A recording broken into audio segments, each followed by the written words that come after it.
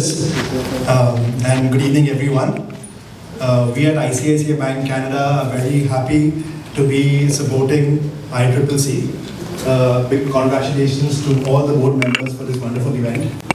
At ICICI Bank Canada, as many of you know, we are here in Canada for the last 20 years and have been instrumental in supporting the Indo-Canadian community, and will continue to do so. At ICICI Bank Canada, one of our main objectives is to foster the bilateral trade and investments between Canada and India, be it people movement, funds movement, or movement between goods and services. On the people front, as you know, we are supporting the newcomers as they come into Canada. We have a partnership with RBC for the newcomers.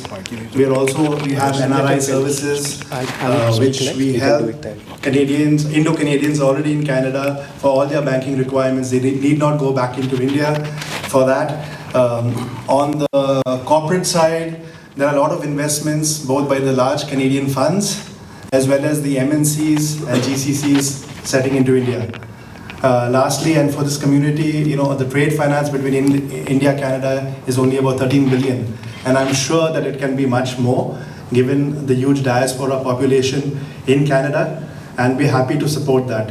I don't want to bore you too long and stand in the way between the wonderful event, the fireside chat. So I'll say thank you, and for any of your banking requirements, be it in Canada or India, ICICI Bank is always here to support. Thank you.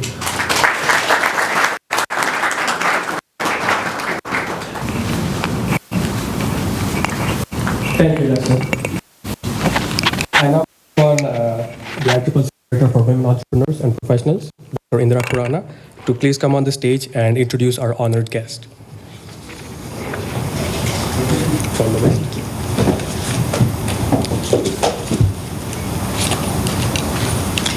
Thank you, Tejas.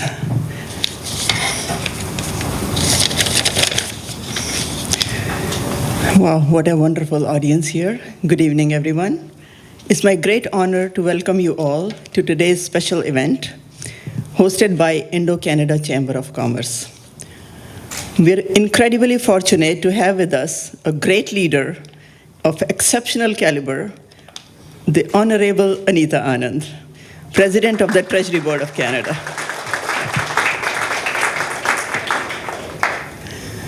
Minister Anand has long been a driving force in Canadian politics, known for her unwavering commitment to public service and her profound impact on governance in this country.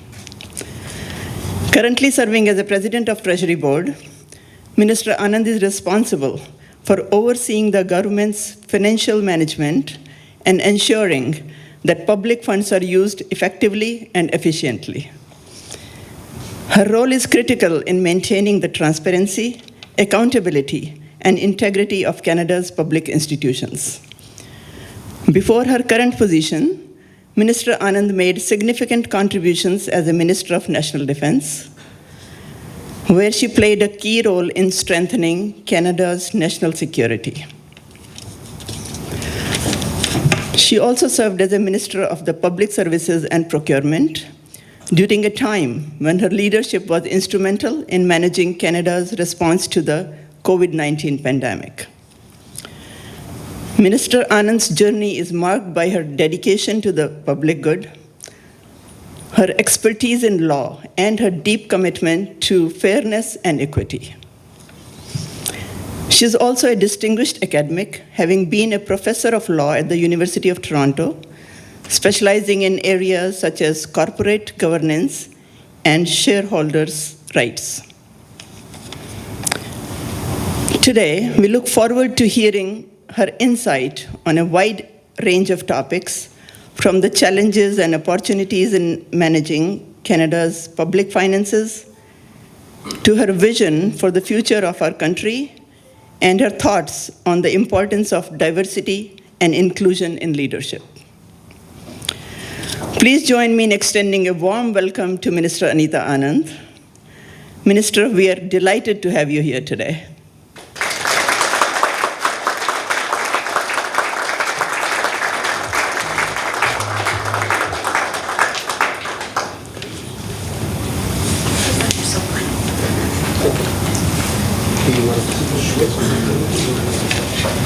guys, if you want. Sure, please. Well, thank you so much, Indra. It's so wonderful to be here with all of you. And thank you for taking time out of your busy schedules to come to our fireside chat, which was something we talked about earlier in the summer, and I have been wanting to join you for some time. So September 5th was the day, and I'm so happy that we've made it all happen, and it's because of you showing up and making sure that we had this event, that we're able to hold it, and obviously the Holiday Inn too, which we thank profusely for having us here. I also wanted to give a huge shout out to the Consul General. It's been wonderful to get to know you as well.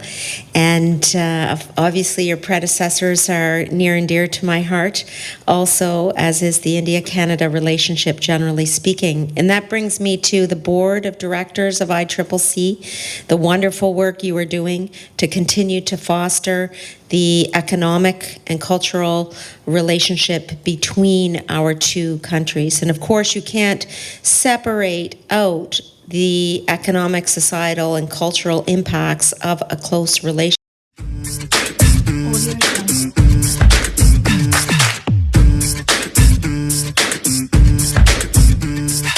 How are you doing? Very good, thank My you. goodness, nice meeting you. It's amazing Like I to said, be you here. look beautiful. So tell me. tried. So you tried, right? You tried very well, man. So tell me. So what is it about tonight? Well, I think I'm an Indian in Canada, so I think just being here is a I mean, look, representation. you look like an Indian. Does she look like an Indian? I am by citizenship. Oh, goodness. So, anyways, being representing Indo-Canada is very important to me. Being a part, feel heard, feel noticed.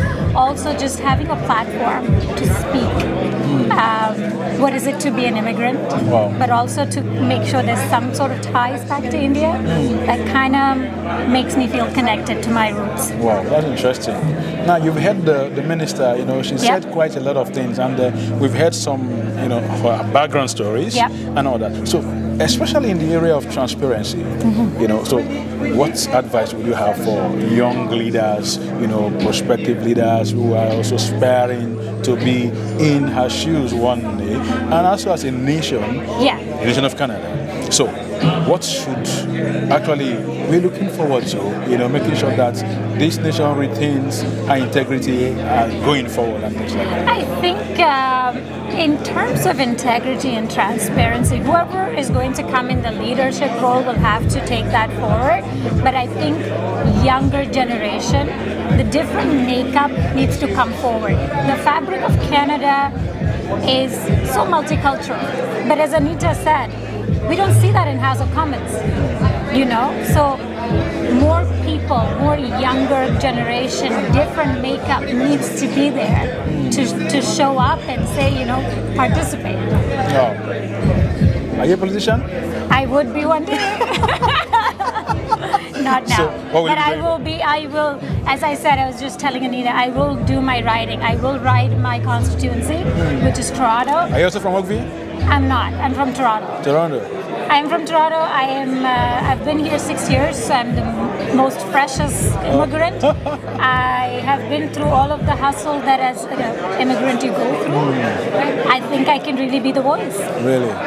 So, what will you be going for? Sir? Politics. What position will you be going for? Well, when the time comes? When the time comes, we'll see. We'll just take it. All right, thank you, Anita. It's nice having you on set. Thank you. Thank All you. right, thank you. And how do you make 36 hours in a day? All that we'll discuss. And for the sake of convenience, I have just managed to navigate through your personal journey, and then from law school to politics to Minister of Procurement, and then Minister of Defense, and now the Treasury Board President. And so I'll begin with your first question. Is everybody ready? Okay. So, Minister, can you tell us about your early life and what inspired you to pursue a career in law and politics? Okay, so that's that's a question I definitely can answer, and I don't need any notes to describe my early life. So my parents met in Ireland as medical doctors, and they got married in England, and they lived in India and Nigeria, Ibadan, before deciding. My sister was born in Ibadan. Oh my God, that's my town. Okay, they worked at the University College Hospital there, and then they decided to immigrate to Nova Scotia, Canada, a very small rural town of about 5,000 people. And there were not very many South Asian families there at all. I was born, and then my younger sister was born, so we're 3 daughters, and my parents raised us in this rural town in Nova Scotia. Beautiful place.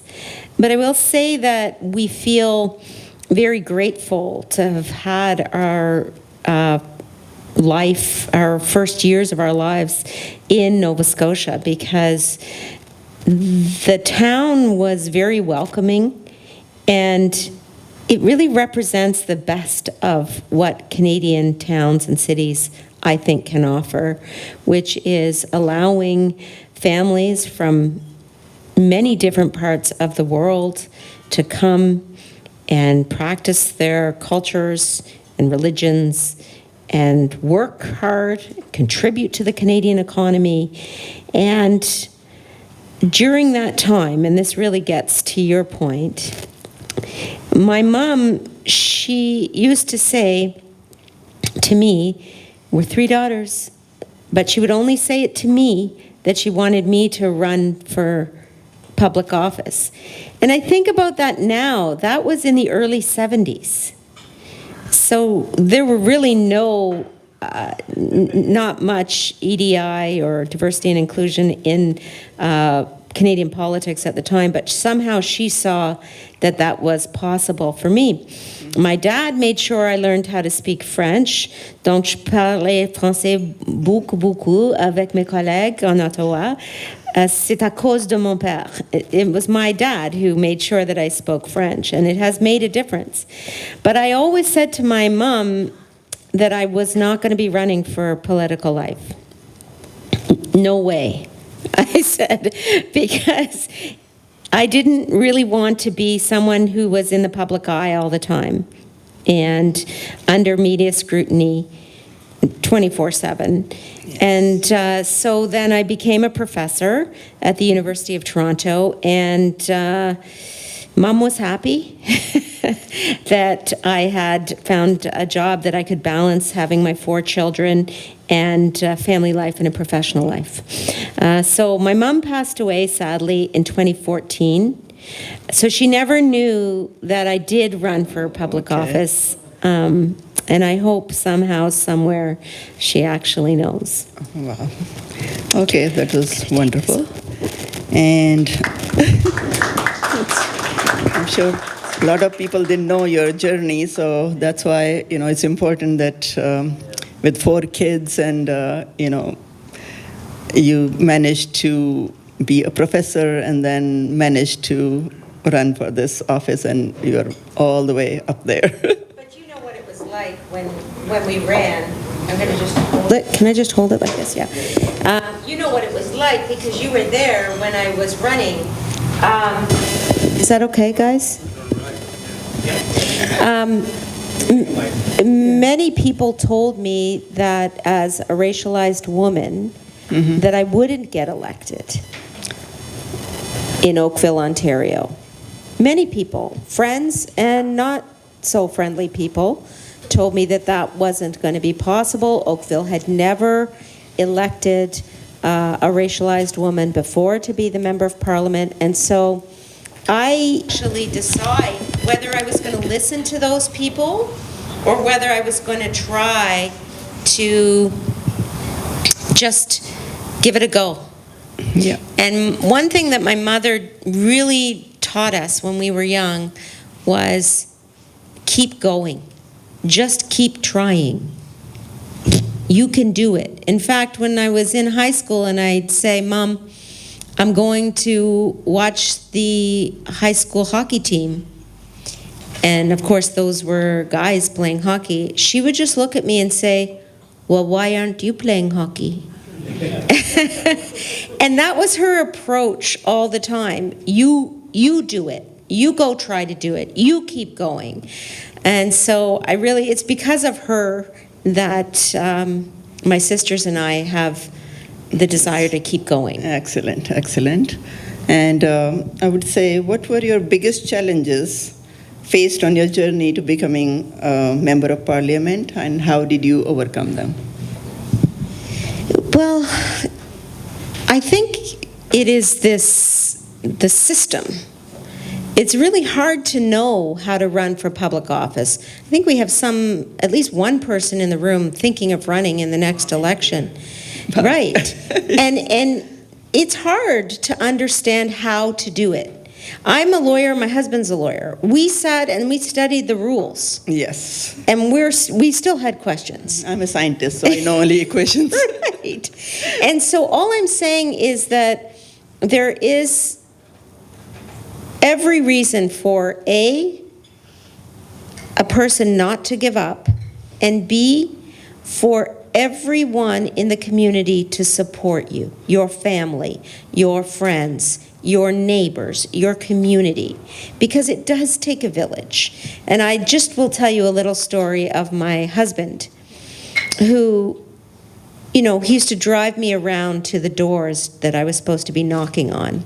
Wow. And I'd say, look, I can't go out there again. I can't. It's too hard. Because I'd have to start off at the door, they'd say, who are you? Yeah. We don't know who you are. What are you doing? I would say, I'm a professor at the University of Toronto, and I would like to represent Oakville in the next election, and I would go through the whole thing. But it was hard. Yeah. And he would watch me walk up to the door, and I'd go like this, and he'd yell out the window, knock harder. And I knock a little harder, and he would not let me leave until I had made contact. And I'll just say, this was his Saturday afternoon, this was his Sunday afternoon. He did it because he believed in me. Ramesh Chotai came over to my house in a snowstorm to sit with me. We want to know that story. Do you remember? Dr. Dubey, I heard. Dr. Dubey and Ramesh Chotai came over in snowstorm. Yes. And, it was hard to get to Oakville, Ontario. They did tell me that. You say, I'm a law professor, I don't know anything about politics. Yeah. So all I'm saying is it takes a village. Every one of us can do our part to support those who want to run for public office and encourage them to do that. And it's only because of that encouragement that I had the fortitude to keep going in those difficult moments. We're so proud of you. And if somebody tells me to go knock at the door, I would be shy the way you're saying. I'll send my husband over. He'll tell you. Okay, so now I get a little bit of courage someday. Okay. So, are we ready for another question? Yes. Okay, so far everybody's enjoying the journey? Great. Okay, reflecting on your time as a Minister of Public Services and Procurement, what were the key lessons learned during the pandemic in terms of procurement and logistics? Okay, so I'm just going to go back and paint the picture, right? So I then ran for public office through the nomination and won the nomination on the first ballot, and then had to go to the general election. This is all within a 5-month period. Wow. Go to the general election, and I won that, and then I was the Member of Parliament. That's October 2019, and I breathed a sigh of relief and said, okay, I'm going to be a Member of Parliament. And then a few weeks later, I got a call from the Prime Minister to come and meet with him. And when I met with him, he said, I would like you to be the Minister of Public Services and Procurement. And I didn't know what that was. But I had practiced saying I would be so honored in case he asked me to take on a role.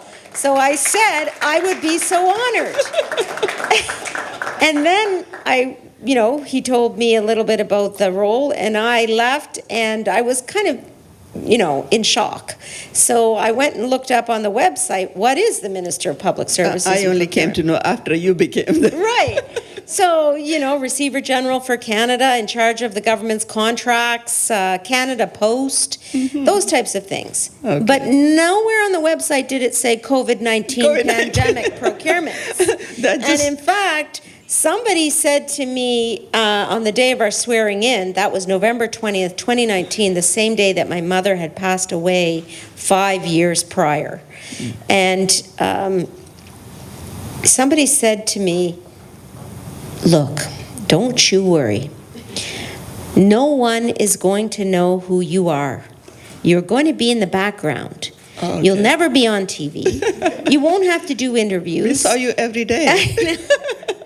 And so then the pandemic hit, and people started asking, well, do we have a procurement minister? And all of a sudden, the work that I was doing behind the scenes to order the PPE and the rapid tests and the vaccines, we had 7 vaccine contracts, diversified portfolio of vaccines, and we were the most vaccinated country by July 2021 in the world. That was all before I had served 2 years in government. Oh, absolutely. That was your trying time. It was. Oh, boy. It was a trying time.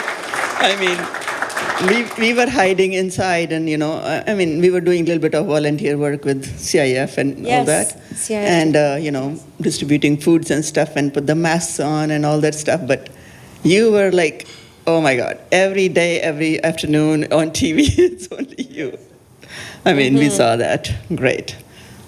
One more. Thank you. Clapping for. Thank you. I'll just say that those were really tough days. Yes. For everyone. Everybody had their own experience of what COVID did to impact your lives. And so I make no mistake, it was hard for all of us, not just me. Definitely really hard for the elderly population. Absolutely. And my dad, who was in a senior's home at the time, we couldn't see him. But when he saw me on TV, he used to send me a text saying, nice blazer. And that's because he was a surgeon and a painter, and he liked the bright colors. So I started wearing the bright colors for him. You had to wear red all the time. For him. Okay. Wow. Amazing. I think this can go on and on, so I don't look at the time at least. Okay. Looking back, how do you evaluate Canada's response to the COVID-19 pandemic, and what steps are being taken to prepare for the future public health emergencies?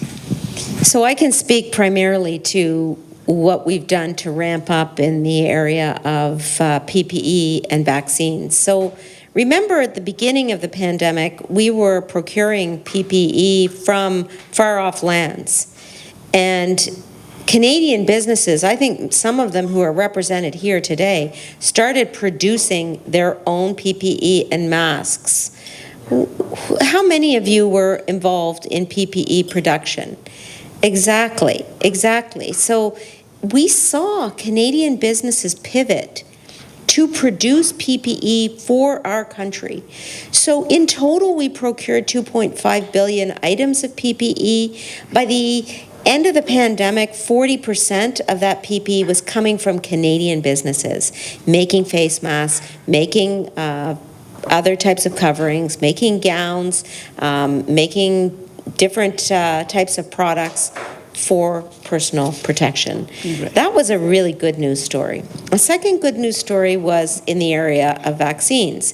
Yes, we were able to procure the mRNA vaccines from Pfizer and Moderna. We were one of the first countries to sign with each of those companies.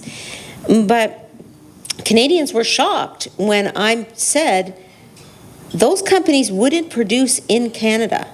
They would not, because they looked at our manufacturing sector and they said we do not have the base to produce these vaccines here. So we had to pull vaccines from Belgium, from Switzerland, from the US. And so what François-Philippe Champagne and I did was to say, let's establish a vaccine manufacturing production in Canada. And we led the initiative to have the Moderna facility built in Quebec so that now there's a production of mRNA vaccines in Canada that is possible. Wow, wonderful. Great. Take a break. Okay. Now you moved on from that responsibility, like as soon as you become minister and the COVID happens, and then you're posted to national defense now. Now from that responsibility to Minister of Defense. So as a Minister of National Defense, what were your main priorities and achievements? So when the Prime Minister then called me back into that room to say, I would like you to be the Minister of National Defense, I, again, was so honored and surprised. But the work had to start that day because the armed forces were in crisis in terms of the sexual harassment issues that were before it.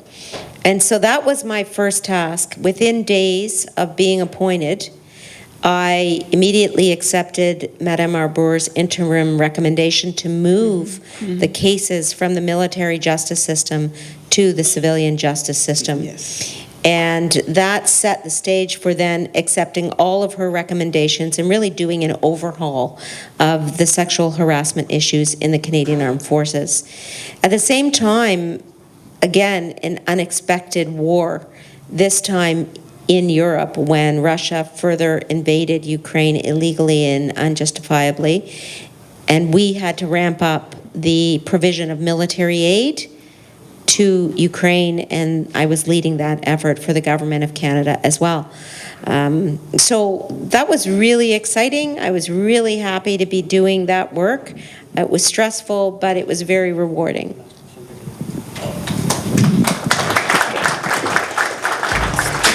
Okay.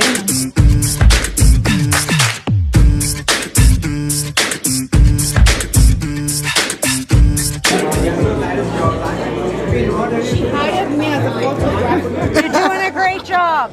You know, you said that we should balance well. Okay.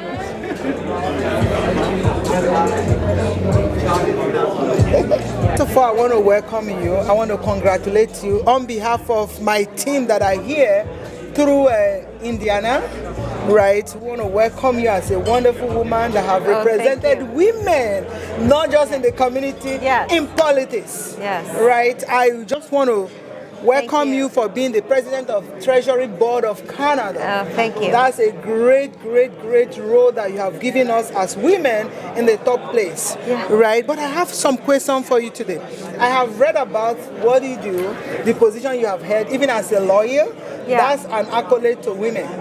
All right, so I want to ask you, as a minister, a leader who has broken many barriers, I will say that, in Canada politics.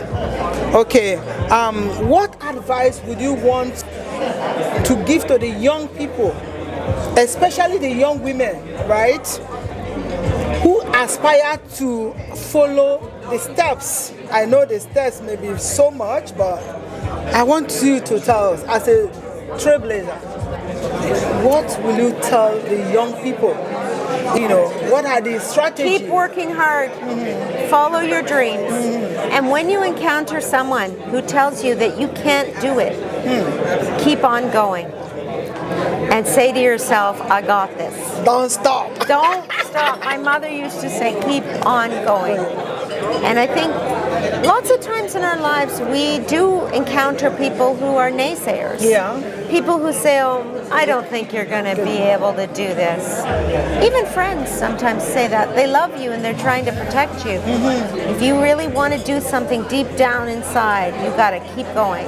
Wow, wow, wow. That's so awesome. Don't stop, keep going. That's and as right. a woman, That's and I right. believe you're a family woman, right? I am. 4 you have kids. Children. Oh God, just like I do. You have 4 kids too? Yes. Wow. 3 boys and a girl. Well, I have 3 girls and a boy. That's awesome. And you have your husband, right? And my husband. Oh my God, Yeah. you will be a very 2 cool. dogs. What are the secrets? I mean, what are the secrets of functioning in politics and still keeping your home? It's gratitude and love and hard work and every single day. And I'll say not giving up on any of that and making sure that you're doing your best. And there are lots of days where I feel, oh, that was a hard day. You got to get back up the next day and you got to do it again. And you got to keep trying. And that you can be in government or business or education or medicine or hospital life. It's all the same. You got to keep trying. And I believe he supports. The encouragement, they love it, Exactly. they caring, making sure things are okay. And also, what will you say to diversity and inclusion in the politics, in the government, in our community? I am a true believer that diversity is a fact, but inclusion is a choice. And we have to live the life we want to see in our country. Exactly. That means running for public office, seeking leadership positions, representing for your community and showing your community that it is possible to succeed. Well, thank you so much. I really applaud you and I wish many women out there can watch. I know everything comes with obedience, sacrifice, and achievement. Well, listen, I love your name. And if I have one more child, I'd name her Blessing. It's beautiful. It's a beautiful name. That's a good thing. Thank you so much. Thank you so much. Thank you, and God bless That's you. great. You too. We Say hi love to you. your We kids. love you. I love you too. Okay, thank you. Okay, take care.